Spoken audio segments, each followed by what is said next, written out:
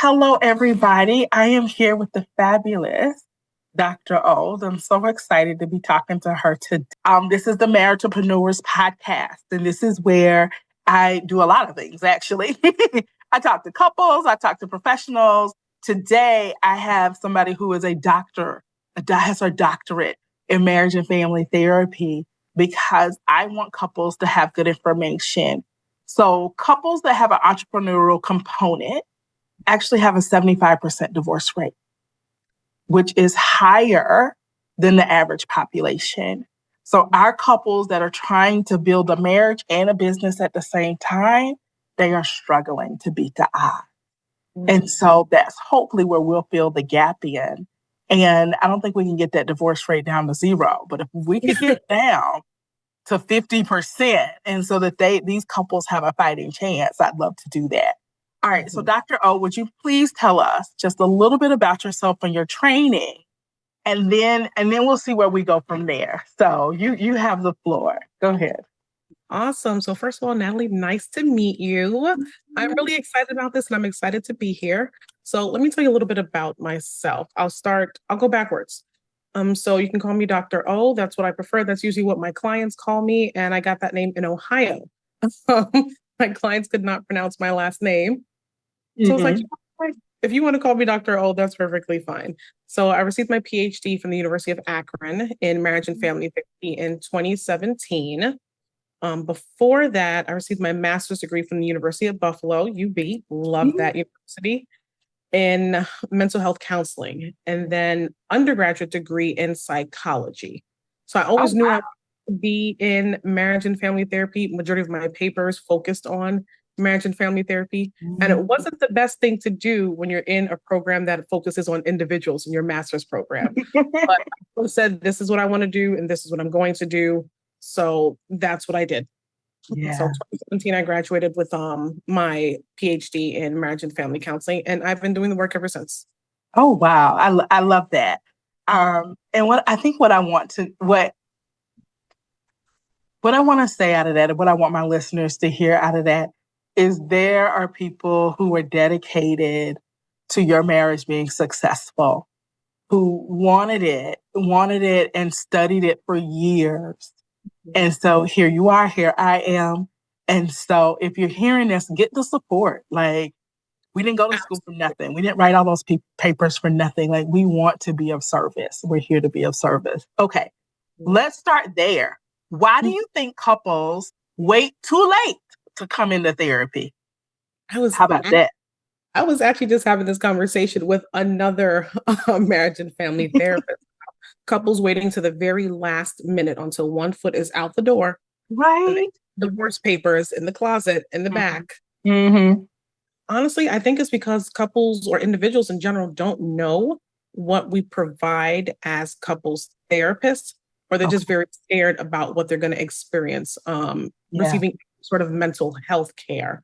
So just the stigma of mental health care in the Black community, it's very high. The stigma is very high. Like, why do you need a therapist? You should see a pastor. Just talk to an elder. But these individuals are not necessarily trained the way we're trained in order to work with couples and a systems approach, and being able to remain neutral and seeing, your partner's experience and your own experience in the relationship and how you experience each other. A pastor might be able to tell you that. I don't know. An elder might be able to give you some nuggets here and there, but there's a difference between someone who's formally trained in couples and family therapy as opposed to an elder who's been married for like 30, 40, 50 something years. They can really great peace. However, the training to work with these couples in order to make sure that we're enhancing the communication and interaction that they actually have with each other, so that they have a very fruitful, vibrant relationship. Yeah. I think the other thing is, and so if there's a pastor listening to me, would y'all stop saying across the pulpit that you don't need no psychologist? They can't tell you, because y'all can't tell them either. Because this is the thing. We study as marriage and family therapists about the marital system, about taking two people we don't know anything about and helping their system work better. It's systems work. And so when you're a pastor, you're doing spiritual work. And I love that for you guys. But in that spiritual work, you're not learning about the system.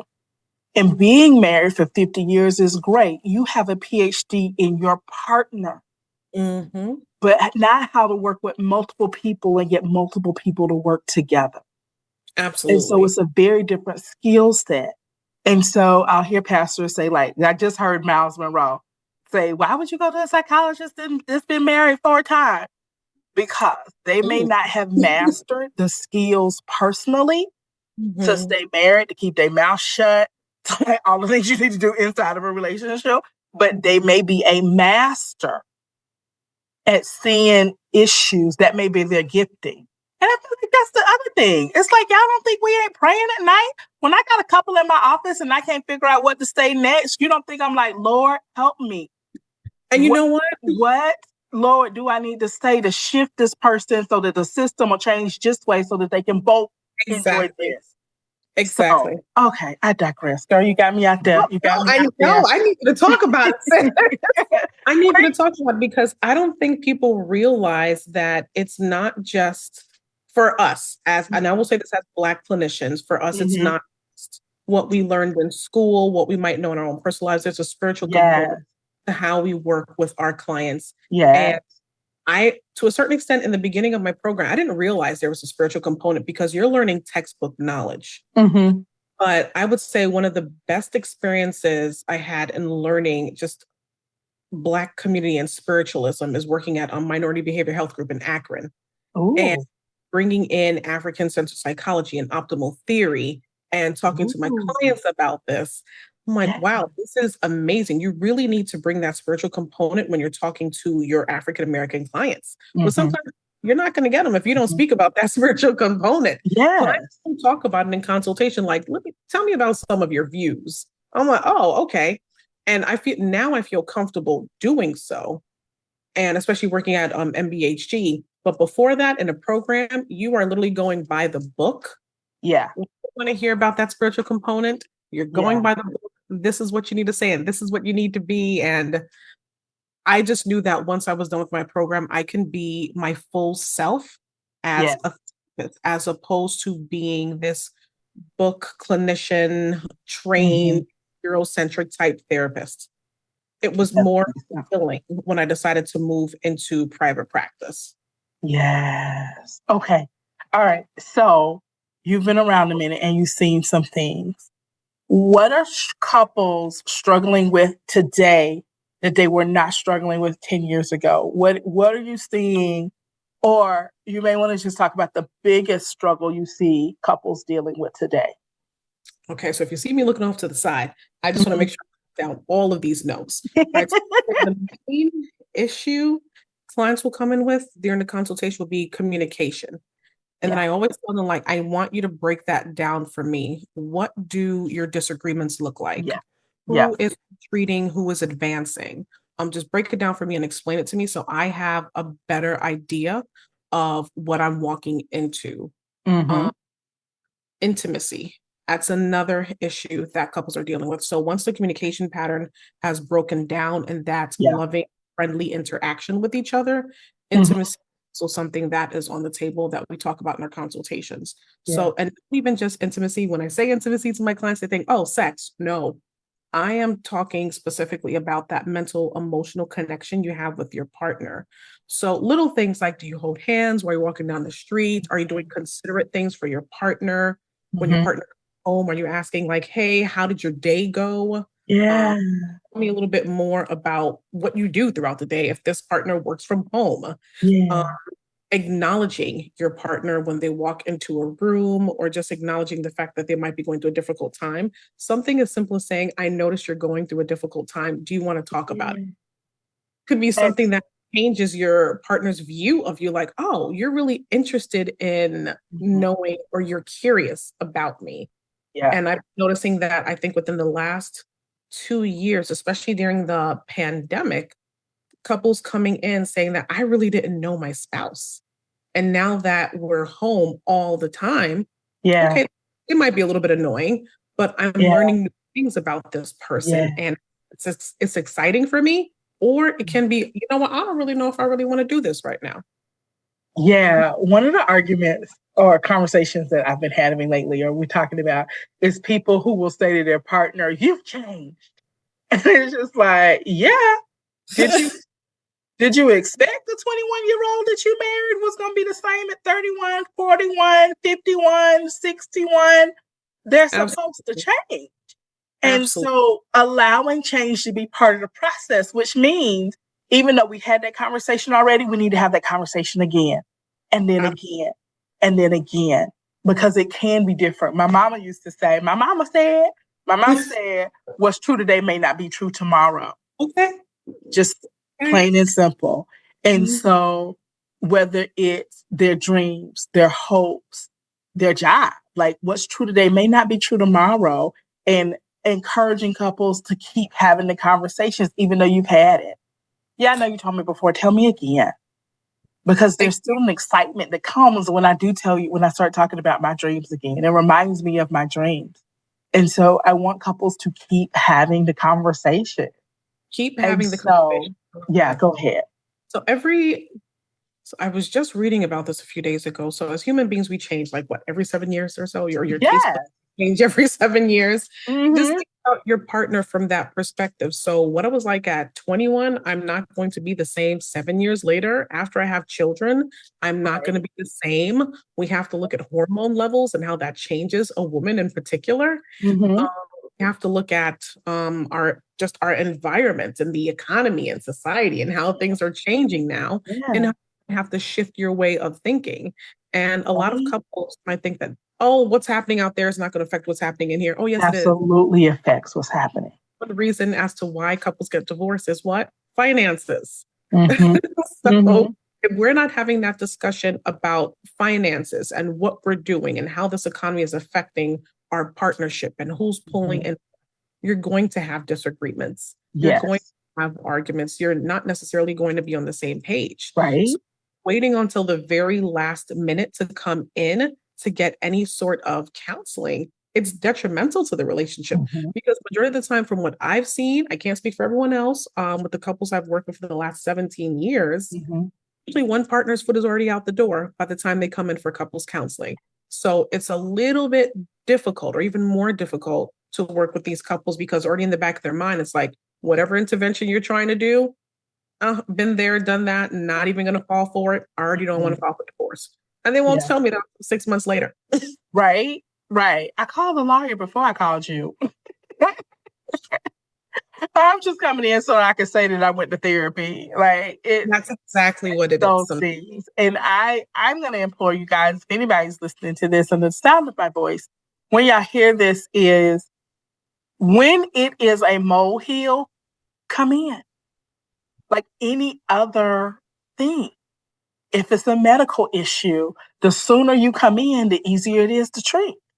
Absolutely. And so with therapy, I'm going to say, if you guys have had a disagreement on something 3 times, come in and let's fix it then. And so much about, and I'm just being reminded of this because I'm reading a book called The Big Leap right now, and it really talks about to make a big leap in your life, which is a lot of my entrepreneurs do or have to do, or they want to do, make a big financial leap, make a big business leap, to make a big leap in their life. You really got to address those internal things. And in a marital relationship, it's your internal stuff and your partner's internal stuff. And so we got 2 little kids that's trying to duke it out. And so, go. What do you want to say? So I literally just jotted that down. All right. So when talking about internal things, so usually in my consultation, I let my clients know I'm using 3 forms of systemic therapies to work with couples. So the first one is intergenerational family therapy. So usually that couples are like, I don't understand what that is. We're used to hearing cognitive behavioral therapy. That it is what it is. There's some individual people that like to use CBT when we're with couples. Yes. But I'm using intergenerational family therapy. So I'm letting them know, I want to know more about you, mom, dad, aunts, uncles, cousins, grandparents, however many generations we can go back. I want to know and learn how you learned how to interact in your interpersonal relationships, how Yeah. you learned how to be intimate. What did your mom teach you about being in a relationship? And what did your dad teach you about being in a relationship? And what did you see in your own parents' relationship that you have maybe subconsciously brought into your own relationship that you remove that doesn't necessarily work for you as a couple? And then I also let my couple know I'm using African-centered psychology. So that one kind of tripped some people up a little bit. Like, well, what do you mean by that? I'm like, Yeah, okay. I actually have not heard that terminology. And so Really? I've probably heard it, but tell me what it is now. So for me, from my perspective, what I've learned, it's more so about self-awareness and self-knowledge and examining your worldviews. So there might be worldviews that you possess as an individual that's making its way into your relationship that's not necessarily working out for you. I've had couples like that where they are sparring till the death. It's like, okay, Right. is this something that you want to necessarily ruin your relationship? Or is this is your opinion, this is my opinion, as long as it doesn't harm the other individual? And I think that's very hard for some couples to work through, because I'm thinking about some of the couples I worked with in the past and some of their worldviews. I'm like, okay, so this might be detrimental to your relationship. And you might want to break this down. Where is it coming from? Yeah. What were you taught within your family of origin that is leading you to have an opinion about this? Yeah. And now it's not really playing a good role in your relationship. So let's examine that a little bit. Yeah.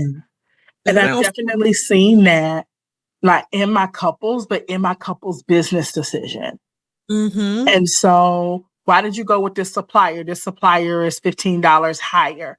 Well, I went with them because they're an African American company and we need to support Black. We need to support our bottom line. What you think? And those kind of conversations, and having couples really talk about, this is the lens in which I see the world, our business, our family, and really getting them to align. And I would like to say, you don't have to agree to align though, but you can say, okay, we disagree on this vehemently, but we're going to agree and align to do this. So that, because we need to preserve the relationship, because this is not the hill that neither one of us want to die on. Like, there's something else we can fight to the death on. Like this is not it. And so having couples, that's a great thing to get them to have that awareness of where they're coming from. And so especially around finances. And so if you grew up where I think my most common dynamic is kids who grew up with parents that were addicts, crackheads, stuff like that.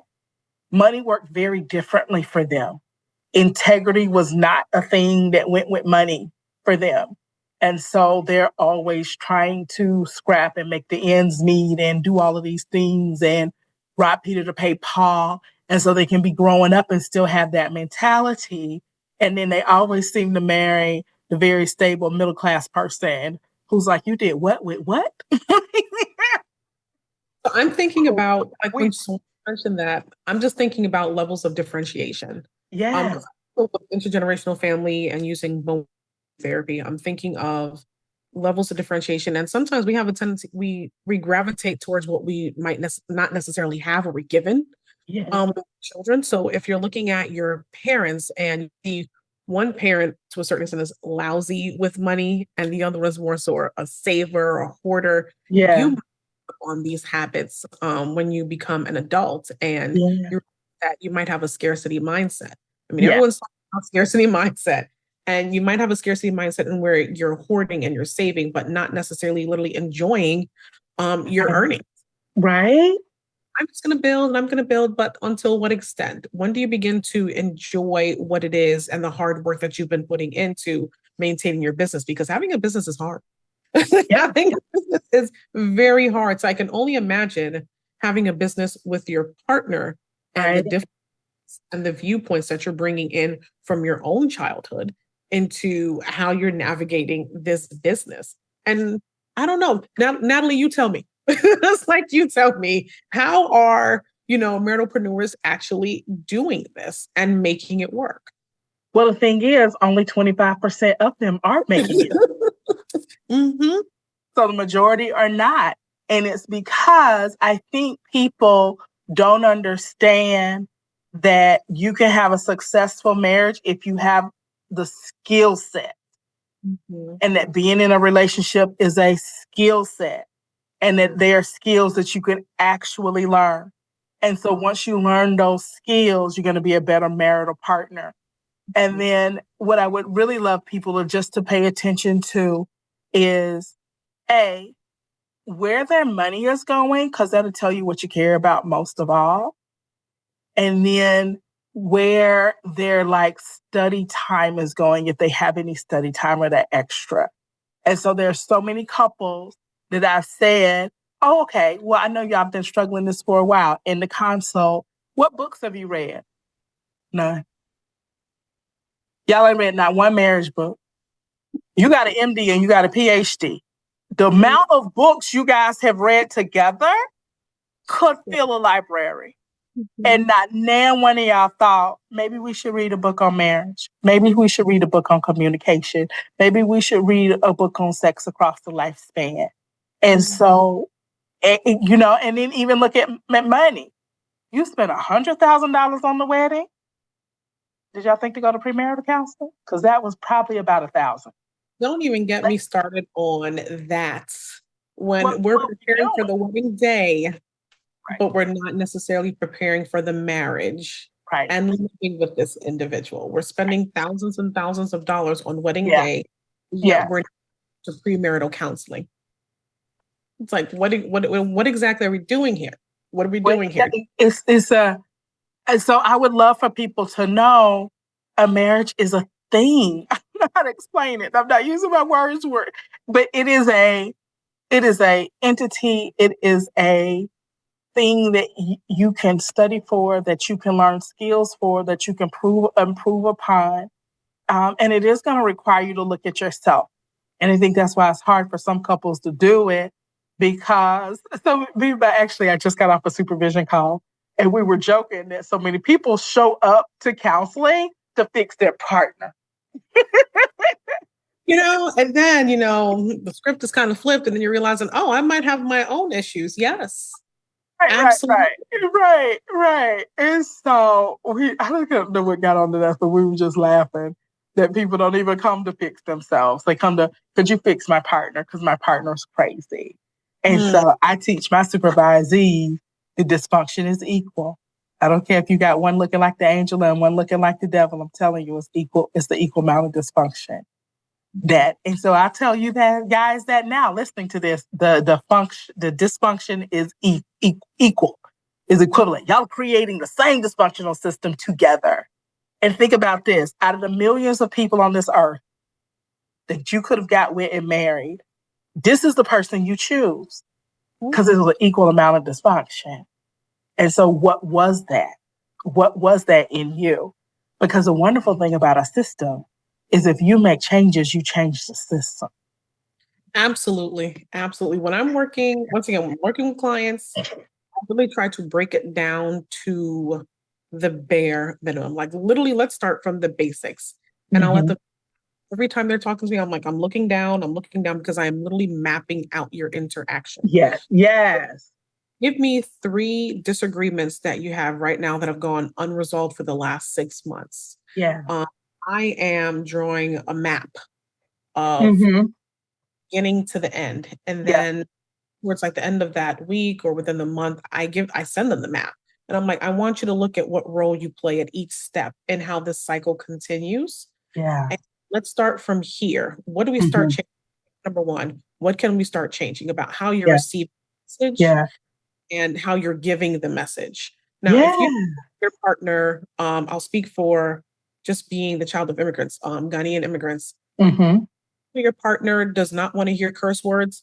Don't think that you can sit here and you can be angry, but be careful how you express to your partner. Yeah. I want to hear the F word. I don't want to hear the S word. These are words I don't want to hear because I won't be able to receive the message. So it's from the basics and how you communicate with your partner. If you feel that your partner needs a softer tone, you might have to make some accommodations and compromise with express. You're allowed to have your feelings, Yes. But if you want your partner to be able to receive that message, you need to maybe soften your approach. So there's sometimes I allow my couples to argue and I'll sit there for them. And I'm like, I'm letting you know that this is what we're doing now. But I also want to let you know that I'm mapping out where certain things need to be changed and where you need to modify. Yeah. And if you make that modification, then that's what we're going to continue to work on. Right. And another thing my clients will always hear me say is soften your approach. Soften your approach. Right. Again, I don't want to hear the curse words. I don't want to hear this. And they probably hear me say, lead with a compliment. Can you lead with a compliment? Can we just lead with a compliment? There's a word of appreciation. Because most people don't yell compliments or say compliments aggressively. And usually and I want it to be something they legitimately feel, And so that's it. Okay. All right. I really kind of want to know how you send these maps virtually, but that's more of a technical question that I can ask you off the air. What I want to say is when an individual and a couple doesn't want to change, how do you work with the individual inside the relationship so that they start making changes, so that they stop pointing the finger at their partner and start saying, okay, what can I do? I bring that up. I am very straightforward with my clients and they know that right off the back. So I'm going to bring it up. I'm going to let you know that, all right, so this is what I'm seeing and this is what I've mapped out. Can you tell me where this is coming from? So every now and then I'll have breakout sessions with my clients where I'm seeing one by themselves for about 30 minutes and then the other for about 30 minutes. Like, tell me what's going on. They might not feel comfortable having that full-on soft approach with their partner within like the first 3 months. They're going to let you know something has happened that I'm not necessarily discussing in therapy and I don't want to discuss it in front of my partner. So can we talk about it one-on-one and work on that before I even bring that into session so that I'm comfortable? But usually it's something that's going on in the background that they necessarily haven't talked to their partner about. And that's on in our breakout sessions. Also, there's the other side of that. Some partners are just not going to change. And that's what we need to understand is that some people just aren't going to change. A person has to want to change for themselves, not necessarily for someone else. So if they, I don't like this aspect about me, maybe I'll go to individual counseling. And that's another thing I recommend to my couples. If you're coming in for couples counseling and we're picking up on things that you haven't necessarily dealt with, great. Talk about it in our breakout sessions, but sometimes you might need a little something more, like individually. And I recommend, especially with my Black males, I'll recommend them to see a Black male therapist. Black men do not have the space to even express or talk about their emotions as much as Black women do. And there are so very few Black male therapists. And when I cling to them, like, yes, I can refer some clients to me. Black men need that space so they can talk about emotions freely and be as vulnerable as they want to be with another Black male therapist. So I always recommend, like, hey, if this is coming up for you, you don't feel comfortable talking about it here, there's a Black male therapist that I can recommend to you. I have a list and you can contact them so you can get started on working on it yourself. And then we can once again restart our couple sessions. Yeah, that's really, really good, giving them that space to talk. And I think, okay, we got about 5 more minutes. I don't know if I want to go all the way deep into this. Okay, I'm gonna try to ease into it and ease out relatively quickly. We'll have to have a part 2. Golly, I actually can't believe the time went by so fast.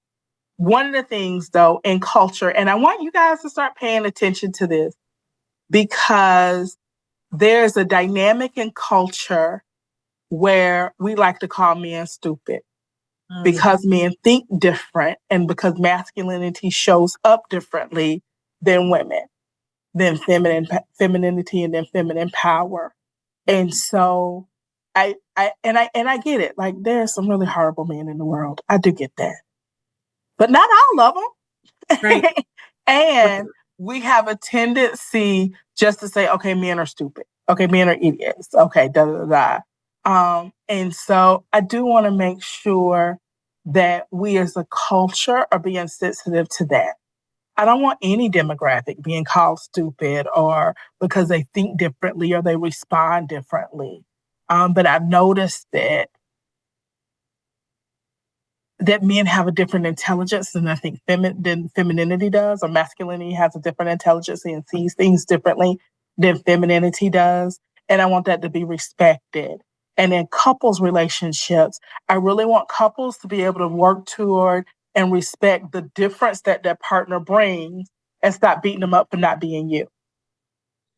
You know? Stop beating them up for not being you. Right. That's something. Well, I would never do this. Well, you or you. They're not you. Write that down and put it on the fridge. Before you get on your partner about doing something differently from you. Everyone was raised differently. We've all had different environments. So what this person is bringing to the relationship is something completely different from what you're bringing to the relationship. Yes. Respect your partner for their differences is what makes the relationship unique. And I wish most actually understood this. You don't want some cookie cutter partner who is just basically a mirror image of you. You want someone who's really to complement you, someone who's really going to bring something to the table, the imaginary table we all keep talking about. But you want a partner that's really going to complement who you are as an individual and also bring their individual differences to the relationship. Imagine if you have someone that's a yes man and yes, okay, yes, you don't want that. You say you want that now, but that's not what you really want. 10, 15 years from now, it's like, do you have an opinion about anything? It's more than likely going to get on your nerves. So just being able to acknowledge your partner for the differences that they have and acknowledging it and incorporating it into your relationship is a beautiful thing. I always say marriage is amazing when it's to the right person. If you are married to someone that you know you should have married and you ignored all those red flags, okay, maybe we can try and make something work here. But if you knew that these are red flags in the beginning of your relationship and you expected it to not be there once you got married, that's going to be a rude awakening when you realize that part. So one of my friends told me this. I think even before I became a therapist, she told me marriage and money are magnifiers. Marriage and money are magnifiers. So whatever craziness is going on, if you marry it, it's going to magnify. If y'all blow up and get the finances together like y'all want it, it's going to magnify. And so there are skills that you can learn. Learn the skills, implement the skills, do things better. Like that's what I want you guys to take away. Okay, what's your Dr. O? What do you want couples to know most of all? Let's say we putting you on CBS News tonight. You got one message to give couples. What do you want to say to them? Can I get a lifeline? Okay. All right. So the main thing I want to say is don't wait until the last minute, please, to get any sort of help from a mental health therapist, a licensed mental health therapist, as an individual, as a couple, or as a family. Waiting until the last minute is very detrimental to you. It's going to be detrimental to your relationship in general. If you're in a coupleship, to a certain extent, one person already has their foot out the door. Like, want to come in as clinicians when you start noticing the signs. Okay, so I've noticed this in my relationship and I really want the help of someone who's licensed. So my message is don't wait until the last minute to get any sort of mental health assistance. Yeah, I'm going to say that as well, because I think, and you're closer to your training, your doctoral program than I am my master's degree. But if I'm not mistaken, I remember that the average couple doesn't come to get help about a problem until they've been dealing with it about 6 years, 5 to 6 years. Do you remember that? You know, I do not remember that, but I do remember the high divorce rates. Rates. I was like, oh, so this is very interesting. So even in my training, I noticed that it really was very last minute. And now that I think about it on my assessments, question 2 says, how long have you been dealing with this issue? I've had some couples write down maybe 5, 10 years. I'm like, oh, so now that it's hit the fan and now you're coming, okay, so let's try and work on this to see what we actually can do. Yeah. Y'all, it would be so much easier if y'all worked on the year 1 and year 2. You know, the first 7 years of marriage can be very difficult. Very high separation divorce rates. But like there's classes, there's skills, there's workshop, there's retreats, there's all these things that you can do. And so start to do the thing. And so I think that's my takeaway from today is don't wait. Like at the very least, buy a $10 book and y'all as a couple start reading it together and then implement something. I do have book suggestions. Okay, what give me your top one book suggestion. So my top book suggestion would be When Fighting for Your Marriage. Ooh. Now let me see. I just want the author's name. Yes, I read this book when I was a teenager because I'm a weirdo. So Fighting for Your Marriage by Susan L. Blumberg and Howard J. Markman. Okay. And it's funny you say that. Before I became a marriage and family therapist, I was all in the marriage and family therapy books. Absolutely. I knew this is what I wanted to do. The last point, I was watching a news story on Channel 11, WB. Okay. I used to watch all the CBS and Barbara Walters, all that stuff. And I remember the reporter interviewing this Black female pastor in a church. And she said that her mission in life was to make sure that Black couples stay married. And I feel like I was like 10 years old when I saw that. And I was like, that's exactly what I want to do. That's exactly what I want to do. Just being from the Bronx and being amongst a population where I didn't necessarily see that many people that were married. And also looking at my own parents' relationship, there's so many things that affected their relationship as immigrants in America, and looking at my aunts and uncles who were married and presented with some difficulties. Those were some of the main reasons as to why I even said, like, yeah, this is what I want to do. This is set. This is what I'm doing. Okay, that's awesome. Thank you so much for your time. And more than that, thank you for your work, because if you just help one couple, then you've helped their children. You've helped change the legacy of their life. You've helped change the generations to come. So thank you so much for all of you that stood up and answered the call and served each day. And thank you so much for your time. I appreciate it. Thank you so much, Natalie, for having me. I really enjoyed this. Yeah, it was great. It was really great.